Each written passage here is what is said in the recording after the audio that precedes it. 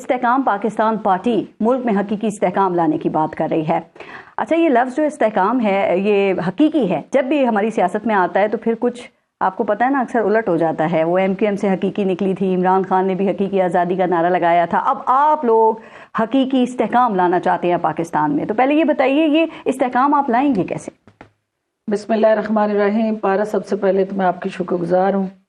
دیکھیے، پاکستان جو ہے وہ ماشاءاللہ 76 سال کا ہو گیا ہے ماشاءاللہ، اور اس ملک کو انسرٹینٹی، انریسٹ، پولرائزیشن، تصادم، ٹکراؤ، کھینچا تانی، نفرت کی سیاست جو ہے اس نے قوم نہیں بننے دیا.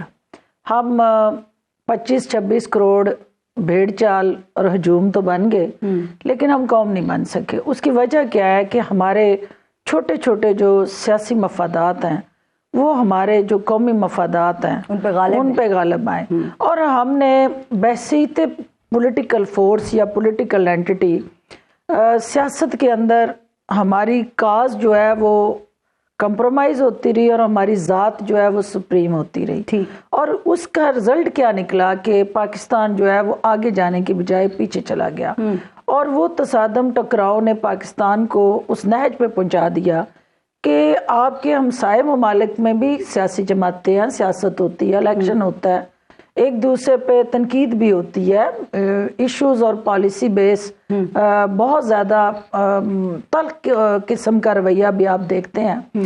لیکن ایسا نہیں ہوتا کہ جہاں نیشنل انٹرسٹ آ جائے وہاں پھر وہ مل بیٹھ کے کمپرومائز کر کے کنسنسس سے آگے نہ بڑھے.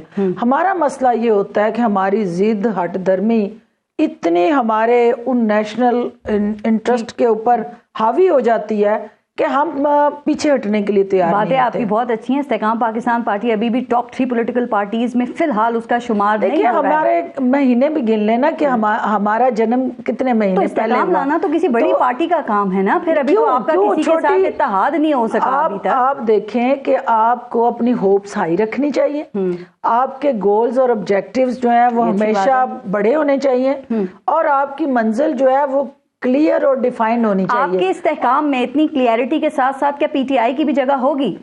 دیکھیں، P T I till the time وہ سیاسی جماعت بنے، نہ کہ عسکری ونگ. اور اگر وہ عسکری ونگ ہے تو وہ سیاسی جماعتوں کے ساتھ آگے بڑھ نہیں سکتی. پی ٹی آئی کو اپنی سوچ بدلنی ہے، پی ٹی آئی کو اپنا بیانیہ بدلنا ہے. یہ 9 مئی کو عسکری ونگ ہی تھا، وہ سیاسی جماعت تو ایسا نہیں کر سکتی. سیاسی جماعت تو شہداء کی بے حرمتی نہیں کر سکتی، سیاسی جماعت جی ایچ کے اوپر چڑھائی نہیں کر سکتی، سیاسی جماعت جو ہے وہ جناح ہاؤس پہ حملہ کر کے پاکستان کی عزت وقار کو دور. تو وہ سیاسی ونگ اب بند ہو گیا ہے یہ کیونکہ اب گرفتاریاں ہو گئی اور یہ سارا سلسلہ ہم دیکھ رہے ہیں. ابھی بھی ہے وہ ونگ جو ہے وہ ایک مائنڈ سیٹ اور زہر آلود بیانیے کی وجہ سے مارز وجود میں آیا. جب تک وہ بیانیہ ایگزسٹ کرتا ہے وہ ونگ ختم نہیں ہو سکتا. اور وہ بیانیہ آج بھی سوشل میڈیا کی زینت ہے. اور استحکام پاکستان پارٹی جو ہے وہ اس ریاست اور عوام کے درمیان پل کا کردار ادا کرنے کے لیے بنی ہے. ہم یہ کہتے ہیں کہ یہ ریاست ہے تو سیاست ہے. اگر ریاست کا مفاد داؤ پہ لگائیں گے تو آپ کا وہ حال ہوگا جو آج اسرائیل فلسطینیوں کا کر رہا ہے. اگر آپ کی ایک آرگنائزڈ اسٹرکچرڈ افواج نہ ہوں، قومی سلامتی کے ادارے نہ ہوں، تو مودی آپ کو گھس کے اس طرح کی اسٹریٹجی میں انگیج کرتا. تو آج اگر مودی کی جرت نہیں ہے کہ پاکستان کی میلی آنکھ سے دیکھے تو اس کے پیچھے آپ کے یہ قومی سلامتی کے ادارے اور ان شہداء کا لہو ہے جن کی بے حرمتی ہوتی ہے، ان کی دل آزاری ہوتی ہے. تو جب تک پی ٹی آئی اپنے اس انتہا پسند بیانیے سے پیچھے نہیں ہٹتی اور اپنے رویے میں سیاسی رنگ نہیں بھرتی، سیاست کے اندر کوئی چیز حتمی نہیں. ٹھیک. اچھا، اتحاد کی میں نے بات کی تھی. آج جہانگیر ترین کی ملاقات ہوئی ہے شہباز شریف صاحب سے، اور کل ملاقات ہوئی تھی. تو کوئی سیٹ ایڈجسٹمنٹ جو ہے اب کوئی اتحاد ہونے جا رہا ہے چونکہ انہوں نے ایم کیو ایم اور کاف لیگ سے تو ہاتھ ملا لیا ہے؟ پارس، بات یہ ہے کہ پاکستان کو اس وقت جس استحکام کی ضرورت ہے معاشی اور سیاسی، وہ کوئی ایک جماعت یا کوئی فرد واحد جو ہے وہ نہیں کر سکتا.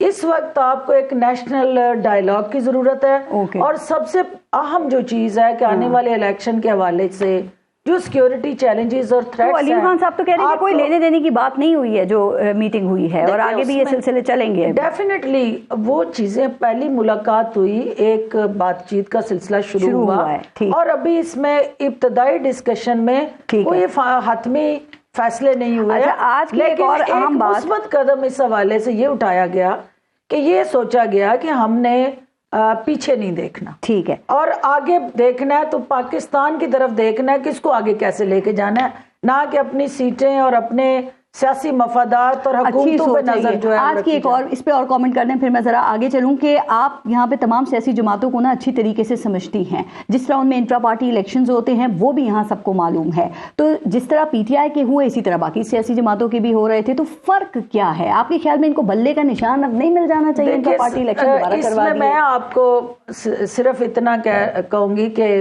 ایک صاحب کھڑے تھے اور لوگ وائلیٹ کرتے, کراس کرتے, اشارہ گزرتے جا رہے تھے, تو ایک نے رک کے جو ہے وہ پوچھ لیا کہ جناب اشارہ جو ہے وہ بند ہے تو میں گزر جاؤں؟ تو انہوں نے کہا نہیں تم کھڑے رہو.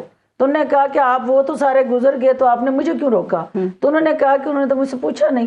تو آپ کو جو انٹرا پارٹی الیکشن جن جماعتوں کا آپ نے کہا آئیڈیل کنڈیوسیو کسی جماعت کا وہ تھا نہیں کہ انہوں نے اپنے ہی بنائے ہوئے ایس او پیز کو فالو کیا ہو, لیکن مسئلہ ایک ہے کہ ان کے الیکشنز کو کسی نے چیلنج نہیں کیا اور ان کے کر دیا, اور ان کے الیکشن کو چیلنج ہوا. اب اگر وہ ان کو چیلنج کرتی, پی ٹی آئی کر دیتی نا کہ یہ پیپلز پارٹی یا پی ایم ایل این نے ایز پر دی الیکشن کمیشن مینڈیٹ الیکشن نہیں کرائے, تو ان کو بھی آج کٹہرے میں کھڑا ہونا پڑتا. تو جب وہ آپ نے جہاں چیلنج ہوگا قانون کو آواز دی جائے گی تو قانون حرکت میں آئے گا, اور جہاں قانون حرکت میں آئے گا وہ الٹیمیٹلی آپ کو رول آف لا کو فالو کرنا